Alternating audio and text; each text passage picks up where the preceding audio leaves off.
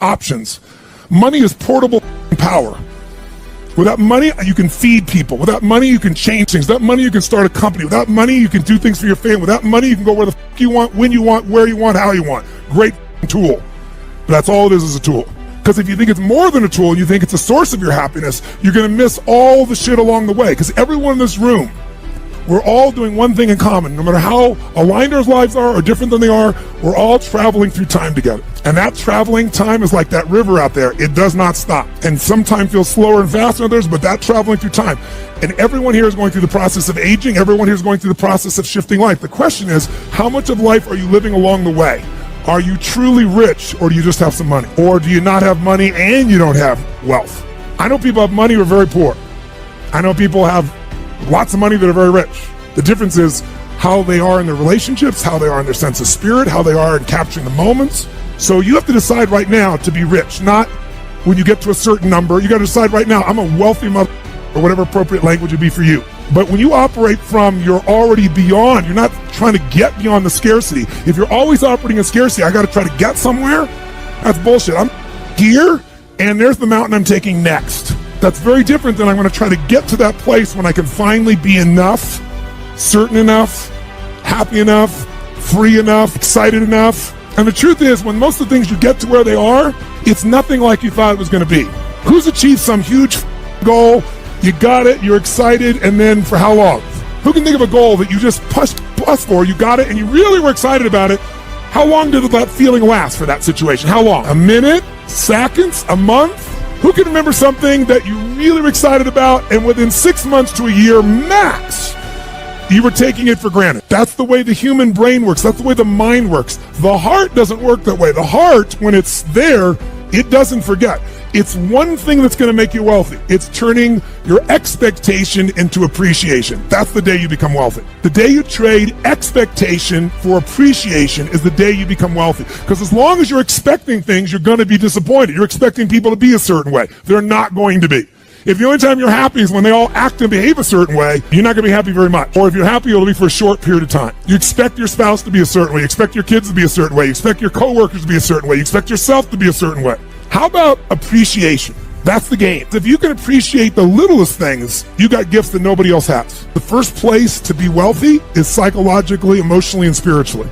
And that place has to get regular deposits. And that means, just like some of you meditate, you need a daily discipline of magic moments, and you got to learn to capture the little ones. And that muscle's got to be built. So what's your daily practice? You can call it whatever you want. We'll call it here magic moments. Every day I want you to capture at least 2 to 3 magic moments minimum. It could have been a conversation with a friend. It could have been a moment when an insight happened. It could have been a moment on the mountain. It could have been a little insight or distinction that you got that changed it. But you don't just capture it and write it down. You want to feel it and realize its value. You want to feel it like it's grace, like it's a gift that's been given to you. And what you're doing is appreciating that gift. But like when people say money doesn't matter, they don't know where to shop. And what I mean is they don't know what to shop for and who to shop for, because all the research shows something interesting. If you make twice as much money, you're making $25,000 a year and you make 50, people think it'll double their level of enjoyment of life or happiness. And on average, it improves 9%. It's just mind-boggling. There's the initial excitement, and it's 9% better statistically. Lots of studies have shown once you make $75,000 a year, making more money you like, but it doesn't truly change your happiness in a sustainable way once you make basically a middle-class salary. People make more, might argue about that with them, but that's what the studies show. But what the studies now show is how you spend money. $5 a day spent right will bring you more joy than $10,000 spent poorly. And what does that mean? I give you dozens of them, I'll give you 3. Number 1, if you spend money on things, you limit your level of happiness. If you spend the money on experiences, it creates a generative effect in your body emotionally, and they can measure the level of fulfillment and happiness you have just by the purchases you make, and they've done it scientifically all the way down to how it changes your biochemistry, down to the changes in your saliva and the hormones. That's where the research comes. It's not somebody airy-fairy saying, well, if you have experiences, it'll be better. Second one, when you spend money on things that give you time and take away drudgery, if you can get somebody else that you pay and they are employed and they now scrub the floor or they clean the toilet and they have an income and they're happy and you're freed up to do something you're more passionate about in business or life, the level of happiness grows geometric. But the one that creates the greatest happiness is the one that sounds trite, but it's biochemically accurate.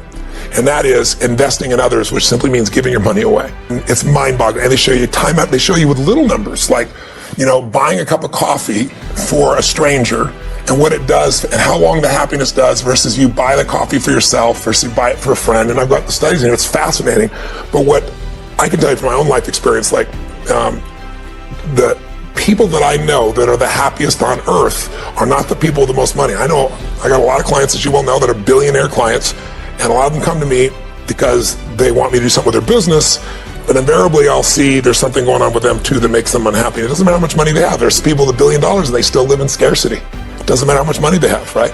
By the way, I asked that question of everyone I interviewed. I said, does financial pressure ever go away? 85% said no. I'm juiced about people seeing how they can use the money that makes joy happen. Like, I love to do things where it's a total surprise. I remember when I had very little money, I was just getting started. I grew up in a very tough environment, and my mom always loved the ocean, and we lived in the San Gabriel Valley of LA where they had smog alerts and you couldn't go outside for a couple of days. It was horrible. And I called my mom up and I said, this was early in my career, and I said, come meet me in Huntington Beach. There's a condo I'm considering getting on the beach. I'm considering living on the beach, Mom, but I want your feedback, what you think. So she drives down to meet me.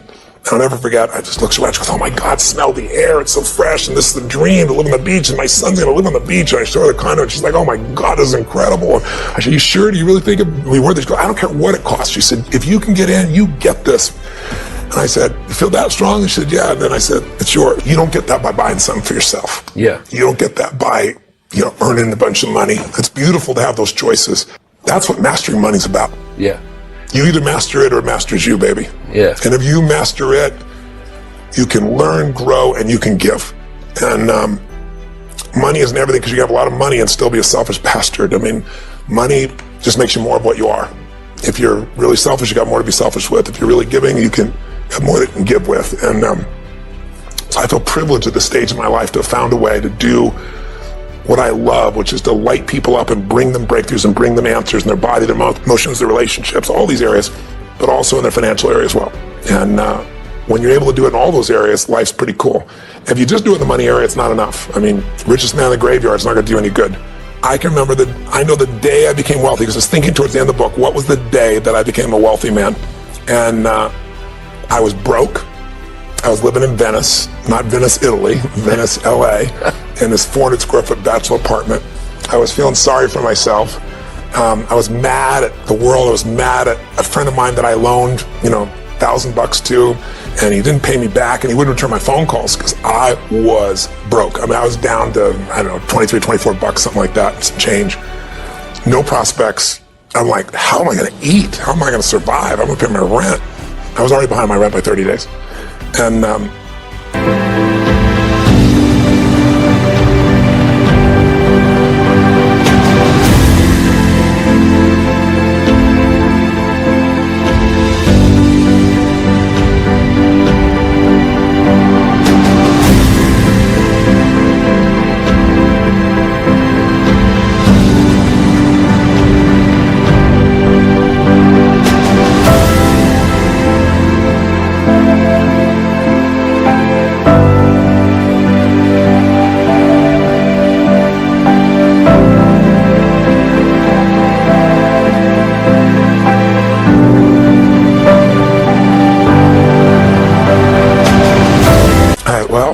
when I was 17, my mom kicked my dad out. He went back east and kicked me out, and I survived by scratching up enough money each day and then going to the smorgasbord and like loading up for the winter, just eating all I could to make it last a day or two. And I thought, okay, that's what I'm gonna do. And I walked, because I didn't want to take my car and the gas or pay for parking. Didn't have that kind of money. And I walked 3-4 miles from Venice to this place in Marina del Rey. It's still there. And it's called El Torito. It's this little Mexican restaurant that's on the water where all the, the amazing yachts are. And I thought, I'm gonna go there and I'm gonna absorb this abundance environment because I'm so scarce. And I'm gonna eat all I can possibly eat for $5.95. And I went in, I loaded up for winter, and I ate all the stuff, and I'm looking out there, and it was a beautiful day, and it was gorgeous. And so I got up to go pay. And as I got to go pay, in the front door walks this little boy, probably 8 years old, and 7, 8 years old.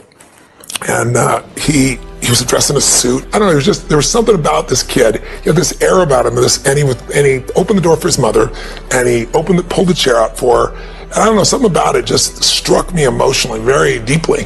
And I was just touched, thinking, this little boy has got so much heart and class. And so I walked up to him. I paid my bill and walked up to him, and I said hi, and I introduced myself, and I was nobody. Who the hell's Tony Robbins? No Tony Robbins. And he says, who is this gigantic? Yeah, that's what he's really thinking is not there. And I said, I just want to tell you, I watched you for the last few minutes. I said, I watched you open the door for you later. I saw you pull out the chair. I saw the way you looking in her eyes and giving her full attention. I said, you are a class act. And he looked at me and I said, and taking her lunch, that's awesome. He goes, well, she's my mom. And I said, that's even more cool. And he said, well, I'm not taking a lunch because I don't have a job yet. I'm 8. And I looked at him, I said, yes, you are. And I didn't have any plan. I just reached in my pocket, took all the money I had in the world. It was like $19 and some change, whatever was left after that. And I just sat down in front of him, in front of the table. And he looked up at me, his eyes got big as garbage can covers. He goes, what's that? And he smiled. I said, that's yours. He goes, I can't take that. And I said, yes, you can. He said, how come? I said, because I'm bigger than you are. I didn't even look at his mom. I wasn't doing it for attention. And I walked out that door. And I didn't walk out that door. I flew out of that door.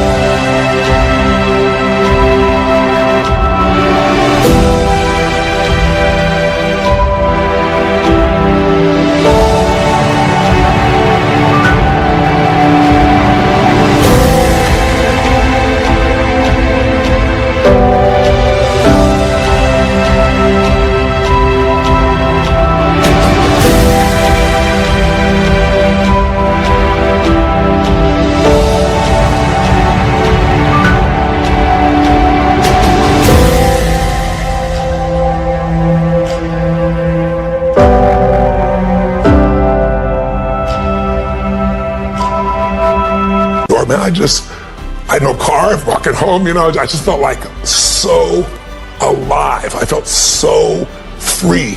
And I should have been scared shitless. I got no money. I don't know where I'm going to feed myself. You're giving away last minute. There wasn't an ounce of fear in me. It was like in that moment, scarcity died. It just died. It was out of my life. And I went home that night, and I have no clue what I was going to do. But I was like excited and inspired, and I started writing out this plan. And I thought, well, people fast all the time. I can fast for 4 or 5 days. It's probably good for me. Meal. I can eat after that meal. And I got this little plan in my head, and I'm going to work it out. And I woke up the next morning, and I had no fear in me. And I'm going to go work my plan. And the old snail mail arrived, and there I get this old envelope in the old days. Right, tear the thing open, and it's a check from the guy who wouldn't even return my phone call, for more than $1,000, he threw some interest in, and $1,200 in those days would cover my butt for 2 weeks to a month, right? I was like, and I started to cry, and I'll never forget. I was thinking to myself, what does this mean? And I decided that meant that I was being rewarded for doing what's right.